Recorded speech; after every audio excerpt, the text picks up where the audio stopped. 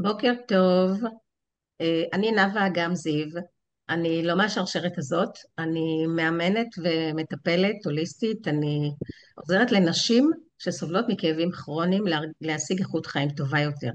היום אני רוצה להציג לכם ולהכיר לכם את מרינה מנוקיאן המדהימה, שהיא אומנית מהממת, מיוחדת, והיא עושה דברים מאוד מיוחדים, ואני אתן לך להציג את עצמך, מרינה. בוקר טוב. בוקר טוב ענב, קודם כל תודה רבה על הזכות להיות פה ולספר את הסיפור שלי. אז אני מרינה מנוקיאן, אמנית, אה, רב-תחומית וגם מאיירת. יצרתי סדרה של נשים פורצות דרך בתחומן, אני אדבר על זה עוד קצת. אה, למדתי אומנות באוניברסיטת תל אביב ואיור דיגיטלי בבצלאל. אני לומדת עיצוב מוצר במכון הטכנולוגי, ולא מזמן סיימתי חממה של הסדנה לאומנות ברמת אליהו. אני כל הזמן לומדת, ובעיקר ההתעסקות שלי היא נשים שפורצות דרך בתחומן, נשים ששברו את תקרת הזכוכית, ובאמצעות הציורים שלהן ולהנציח אותן, אני משאירה חותם באמצעות האומנות שלי. מכניסה לתודעה של אנשים שגם נשים יכולות להגיע להישגים גדולים, שגם אישה יכולה להיות ראש הממשלה כמו גולדה מאיר, ואמן תהיה אחד בזמן הקרוב, ושגם אישה יכולה להטיס מטוס, וראינו במלחמת איראן שהיו כ-16 טייסות ונווטות שהשתתפו בהתקפה. והראשונה הייתה בהיסטוריה, זאת אמיליה ארט, מופיעה פה בציון. הטייסת הראשונה בתקופה שלה היה אסור לנשים ללמוד טיסה, אז היא עבדה בשלוש מקומות עבודה כדי לממן שיעורים פרטיים, וחצתה את אוקיינוס בטיסת סולו, הישג שאף גבר אפילו לא עשה לפניה. וזה מה שאני עושה, אני מציירת, אני מחפשת את הנשים המעוררות השראה ולהעביר לדורות הבאים מסר שאנחנו, נשים, יכולות לעשות מה שאנחנו רוצות. שלא יגידו לנו לא, זה לא מקום שלך. אני עכשיו רואה סדרה טייסות, סדרת יהודית, ואני שומעת בתקופה שלנו, 2025, גברים אומרים לנשים שנמצאות בקורס טייס, כאילו וואי, אישה לא צריכה ללמוד לטוס. אז דברים כאלה מרתיחים אותי. והכלי שעומד בפניי זה אומנות, ואני משתמשת בו כדי להעביר את המסר הזה. רוב האנשים שאני מציירת אותם פשוט לא מכירים אותם. לא, כמעט ולא מלמדים, ואם כבר אז משהו כזה נישתי ביום האישה, רק יום האישה, אז צצים פתאום כל מיני סיפורים. אבל אצלי זה יום האישה מתקיים כל השנה. וברגע שאני שומעת את הסיפור שפורץ דרך, שונה שאמרה לא,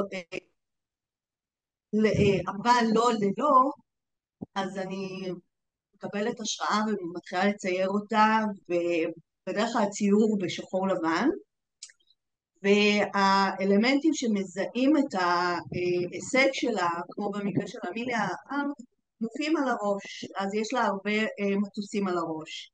או במקרה של מארי קירי, המדענית הראשונה שזכתה בשני פרסי נובל, גם הסיפור שלה זה מטורף, גם היא למדה בבית ספר מחתרתי, באוניברסיטה מחתרתית בשושו, כדי שלא ילשינו עליה שהיא לומדת מדעים. כאילו, זה מטורף התקופה הזאת, ומקווה שאנחנו לא נגיע לדבר כזה, שלנשים אסור ללמוד ואסור להגיע למקומות גבוהים ומקבלי החלטות. אז במקרה של מארי קירי מופיעים נוסחאות שהיא עבדה עליהן, חקרה אותן על הראש שלה.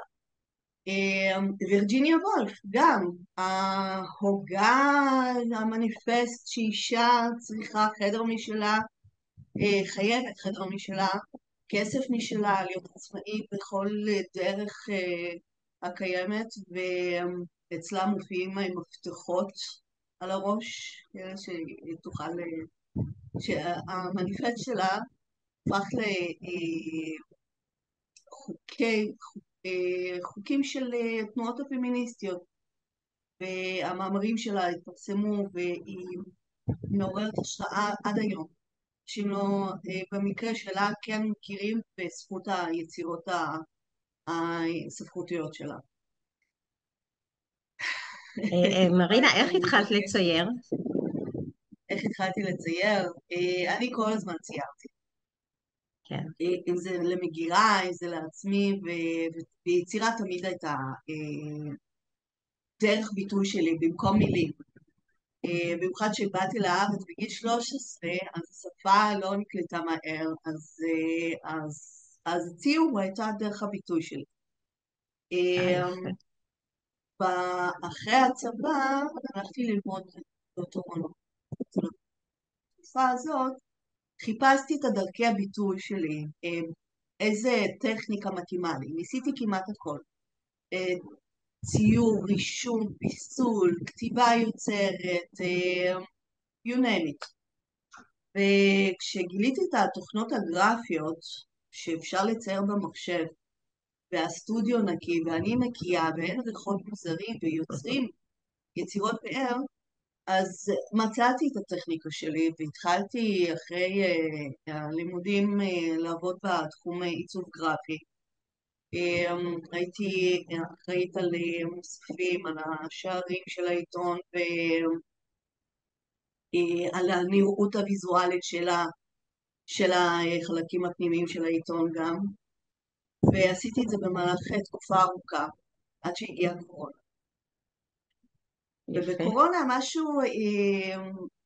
משהו התעורר אצלי. יזמתי פרויקט שכל המטרה שלו הייתה לשנות את התפיסה החברתית כלפי נשים. זה התחיל בקול קורא של מוסררה שביקש מאמנים לשלוח איזה ביטוי למאבק חברתי. ובדיוק נחשפתי לנשים שבוחרות לא לצבוע את השיער הלבן שלהן, וזו הצהרה החברתית שלהן. זה בסדר להיות אפורה, זה בסדר להיות עם שיער לבן, אפור, סילבר, איך שתקראי לזה, וזה יפה גם. לעומת התפיסה שאפור זה זקן, זה מוזנח, צריך להסתיר אותו, צריך לצבוע, האישה צריכה להיראות כל הזמן צעירה, ואילו הגבר זה לא משנה, הוא סקסי בכל מצב. אז ממש החלטתי להגיש את ההצעה שלי, כן, לצייר את הנשים אמיתיות שמתארחות אצלנו פה, ויש לנו פה קהילה מאוד גדולה של נשים שבוחרות את הברירה הטבעית. ועל החלקים הלבנים החלטתי לצייר את תכונות האופי של האישה. שגבר או מתבונן או אישה אפילו רואה את הציור, אז במבט הראשון שתראה את התכונות האופי, את האופי היפה של אותה אישה לפני שהיא שופטת נראות חיצונית. ואני יודעת שאי אפשר שלא לשפוט את הנראות החיצונית. אנחנו אוכלים בעיניים, אנחנו רואים בעיניים, העיניים זה החוש המאוד פעיל אצלנו. נכון. אבל לפני ששופטים, לפני שאומרים איזה, לא יודעת, מילה שהיא לא במקום, שהיא מורידה, שהיא לא מחמיאה, אז תעצרו רגע, תראו את האופי שבדרך כלל לא רואים אותו, אבל רואים על המקבץ הלבן הזה, את הניסיון, את החוכמה של אותה אישה, על הקמטים, על הכל. וההצעה שלי לא נבחרה, אבל כל כך בער לי לעשות את זה, אז החלטתי לעשות את זה בצורה עצמאית. ולזכותי היו רשתות חברתיות, פייסבוק, אינסטגרם. כל יום העליתי ציור חדש של אישה אמיתית עם הסיפור שלה, עם הציור והתכונות האופי שלה, ועשיתי את זה ממש ב3 חודשים. והתגובות שקיבלתי, שכאילו שאחת כתבה לי שוואי, אני רוצה כבר להגיע למחר לראות את מי תציירי שוב. ואחר כך גם נשים קיבלו לזה השראה ואמרו וואלה, אפור זה בסדר גמור, אפור זה יפה. ועשיתי גם שיתוף פעולה עם סמדר גנזי שמקדמת את העניין של פרו-אייג'ינג, בלי התערבות כימית בגוף, בשיער, בכל האמצעים הכימיים שיש, ולקבל את ההתבגרות הטבעית כמו שהיא, בלי פילטרים. יפה. וכן, מה יואו, זה, אני אני רוצה יכולה. שתסבירי בכמה מילים מה זה אומנות שימושית. אוקיי. אז אחרי הפרויקט של אנה טורל, אנשים שיער אפור, הרבה שאלו אותי למה את לא מציירת נשים מוכרות יותר. אז התחלתי לחפש, כאילו הערכים שלי היו של נשים שהן לא צובעות את השיער הלבן, ואז ראיתי מי הייתה האישה המוכרת יותר, גולדה מאיר. והגולדה מאיר, מה שמיוחד אצלה, שעוד הישג יותר מרשים משיער אפור, שהיא הייתה האישה הראשונה בתפקיד ראש הממשלה. ולאט לאט ככה התחלתי לאסוף לציורים של נשים פורצות דרך בתחומן, וכשהצגתי את הציורים למכירה, לא היה לזה ביקוש, כי האומנות היא בערכה היא מאוד יקרה, היא לא נגישה, ואני רוצה לגשת לכל אדם ואדם ואישה ולהמשיך להעביר את המסר. אז הפכתי את האומנות הזאת לשימושית, עטפתי אותה בתוך מוצרים, אביזרים, אקססוריז, שעליהם מופיעים הציורים של אותם נשים, כמו מחברות, עכשיו לוחות שנה, מגנטים, תיקים, you name it, כל מה שתגידי, אני יכולה להדפיס עליו, כל מה שתבקשי. והמחירים מתאימים לכל כיס, וזו אומנות יפה, המסר עובר. אני מוסיפה גם ציטוטים שאותם נשים אמרו, אם זה בראיונות, בכתבות, והמטרה, כן, שאנשים יקבלו מזה השראה, שאותו אבא מביא את המתנה, ארנק עם ציור של אמיליה ארט, והציטוט שלה שכל אישה, הדרך היעילה לעשות זאת היא לעשות זאת, והבת שמקבלת את הארנק הזה והיא נמצאת איתו כל יום ורואה את המשפט הזה, ואם היא רוצה ללמוד לטוס, אז היא פשוט יכולה לעשות את זה, ושלא תקבל שום התנגדויות מכל הכיוונים. אם היא רוצה, היא יכולה. וזו המטרה שלי, כן? להמשיך להעביר את המסר. לא להגיע למצב של ימי הביניים, שנשים עטופות וסגורות ולא מגיעות למימוש, להגשמה עצמית. ואמן, כאילו אני כבר 3 שנים בתחום הזה ומתרחבת, והמלחמה שפרצה אלינו בשנתיים האחרונות נתנה לי עוד טוויסט, עוד איזה, לקרוא לזה, עוד אולי רעיון? חיזוק, כן, החיזוק לגבי גיבורות מלחמה, גיבורות שהן כולן בחיים, שישראליות, כן, רגילות, אני ואת, כן, כמו רחל אדרי, שבאמצעות התושייה שלה הצליחה להציל את עצמה ואת בן זוגה. ולוחמות, נשים לוחמות, ואנשים שפשוט נותנות חוזק, חוסן והשראה להמשיך לעבוד בארץ, להמשיך לעשות את מה שאנחנו עושות. ועשיתי מין מיני סדרה כזאת של גיבורות ישראליות. וממש חקרתי עוד אותן, ראיתי את הכתבות, כי רוב הן פחות נגישות, אז פשוט הסתכלתי ברעיונות וחיפשתי את הדברים שמייצגים אותם כדי להשתיל את האלמנטים האלה על הראש. אז כל הסדרה הזאת מופיעה עכשיו בלוח שנה חדש. לוח שנה שמתחיל מספטמבר 2025 ומסתיים באוגוסט 2026. וכל חודש מופיעות 2 נשים, 2 נשים ישראליות, מאוד השראה. אני אתן לך דוגמה, כן, של בין הראשונות שציירתי, זאת שיפה בורץ, שהסיפור שלה מדהים, היא אימא ל7 ילדים, אוקיי? היא גם מפקדת מג"ב בדרום. ובאותו יום, ב-7 באוקטובר, ביקשה מבעלה שישמור על הילדים, ויצאה עם אחד הקצינים שלה לכיוון נובה, כדי לנסות לעזור לאנשים שם.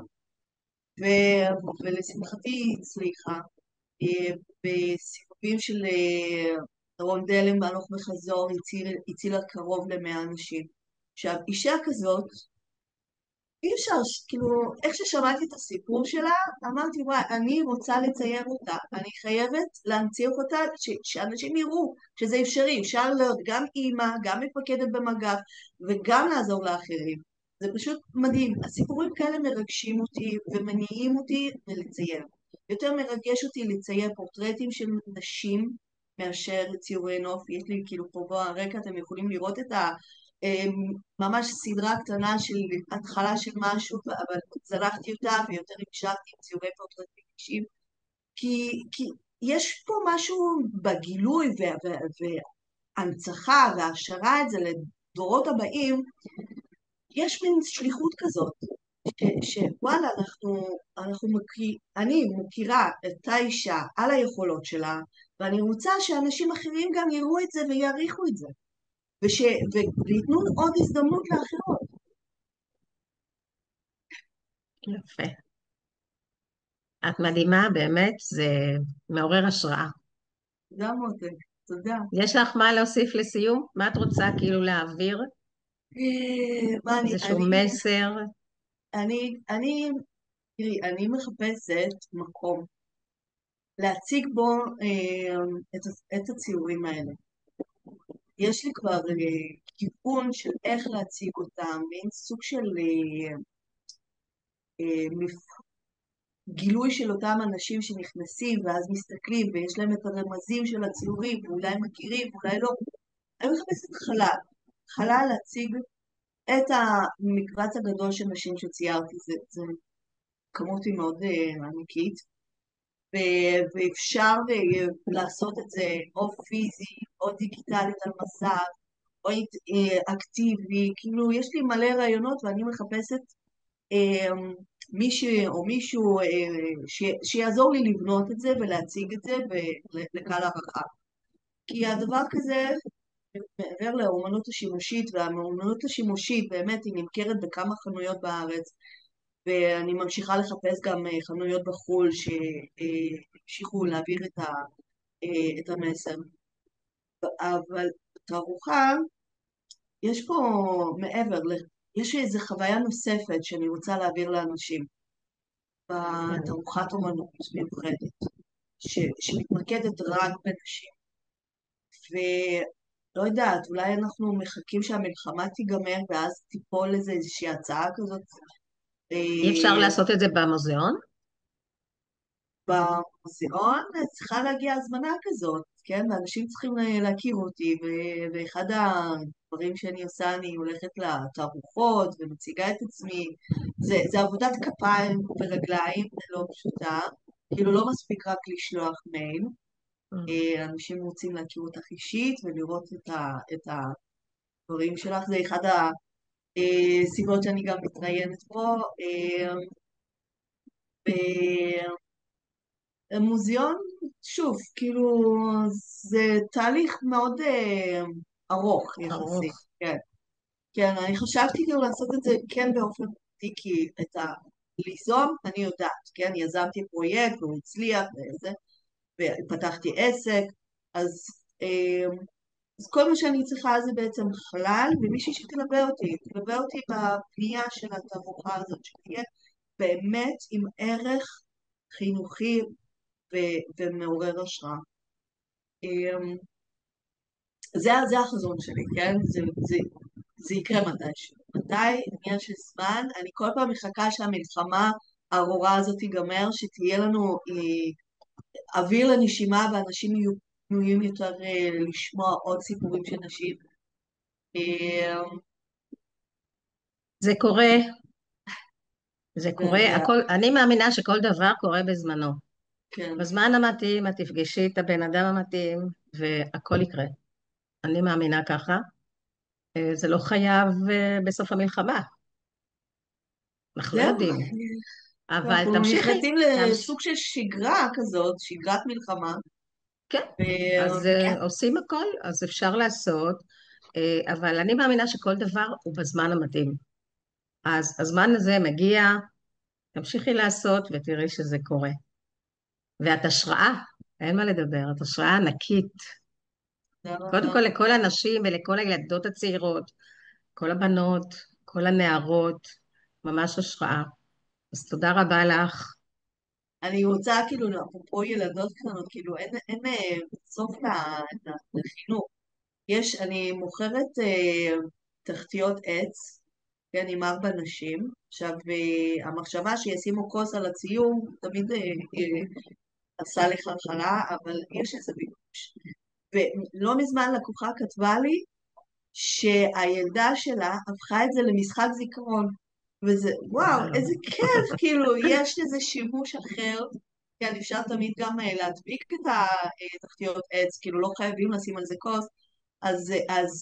וגם, את יודעת, הילדה גם משחקת ולומדת ומכירה, וכן, יש לזה השפעה. אז, אז כאילו, הדברים כאלה שאני לא מכוונת עליהם לא בהכרח, פשוט מפתיעים ומגיעים. וכמו שאת אומרת, אולי גם, לא יודעת, מישהו ישמע אותנו פה וירצה לקחת איזה חלק ולהפוך את זה עוד איזה משהו אקטיבי כזה בחלל תערוכת אומנות, הלוואי, כן. כן, כן, את השראה ענקית, ואני רואה את זה מצליח, את בכלל מצליחה כבר היום. אה, אני בטוחה שבקרוב זה יקרה, תגידי, את ותמשיכי, זה, שנה שעברה קנית לוח שנה ותנית אותו בסטודיו שלך. את כן, מקבלת אצלך בסטודיו נשים, נכון? בקליניקה, כן. ואיזה תגובות קיבלת? מה האנשים שראו את זה, מה הם אמרו? וואי, מה זה הלוח הזה, איזה יופי, כן, אפילו הנכדים שלי, כשהם באים אז הם ישנים שם, והנכדה שלי אומרת, אמא, סבתא, מה זה הלוח שנה הזה? מה זה הנשים האלו? כן, זה מעניין אנשים, ומתחילים להתעניין, תשמעי, זהו, זה טוב, זה כלי כן, כן. חינוכי זה מצוין. יושב שם ורואים את זה, וצריך להיות בכל בית לדעתי, בדיוק, בכל קליניקה, בכל מקום. ככה מתחיל המהפך, מדברים קטנים, ממש, ממש ככה. כן, וזה ממש ככה. כאילו, ופשוט לא לקבל תשובה לא, כמו שאמרו לי לא, אני פשוט קמתי נכון, ויזמתי את זה, ויש לנו את כל הפלטפורמות האפשריות, נכון. ואפילו פה ביוטיוב, יחד עם סטורי 555, יש פה פלטפורמה של חשיפה לא רגילה, ותודה רבה על ההזדמנות הזאת, וממש, כאילו, גם בצעדים קטנים, אבל אנחנו בדרך לשם. אני יכולה להוסיף מהתחום שלי, כשאנחנו לא עושות את מה שאנחנו עושים בכלל, את מה שאנחנו אוהבים, בסוף היקום נותן לנו מכות ודוחף אותנו לשם.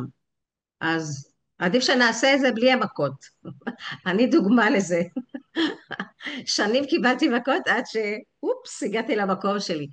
אז נורא חשוב להקשיב לזה, וללב שלנו, ולעשות מה שאנחנו הכי אוהבות, ו... ולהגשים את עצמנו, זה הכי חשוב.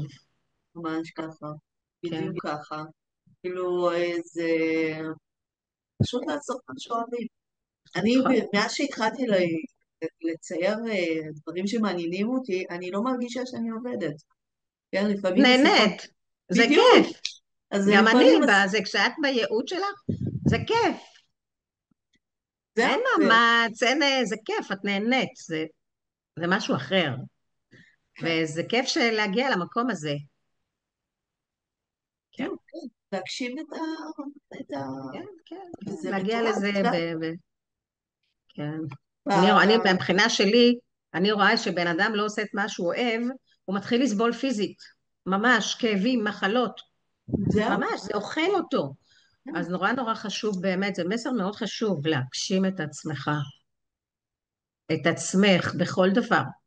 לא משנה, גם אם יגידו לך לא, ואיזה שטויות, לא, ללכת עם הלב, לא להקשיב בסביבה, בדיוק. מאוד כן, חשוב. כן. אחרת יבואו אלייך לטיפול. כן, כן, כן, כן. עם סבל, למה צריך לסבול? בדיוק, לא צריך. לעסוק במה נכון, שאוהבים. זה נכון. המסר, ולקבל השראה מכל סביבה שנמצאים כאן, ולהמשיך לעשות עשייה. כן, תמשיכי לעשות את כל המוצרים הקטנים האלה, שמשם כן, זה בא. כל כן, המוצרים, הקלמרים האלו, העטים, את יכולה לעשות גם עטים, יש כל לי. דבר, והכל סימניות, מיוצר בישראל, אני לא שולחת סימניות לסין, לספרים, סימניות, גם אה, קיים.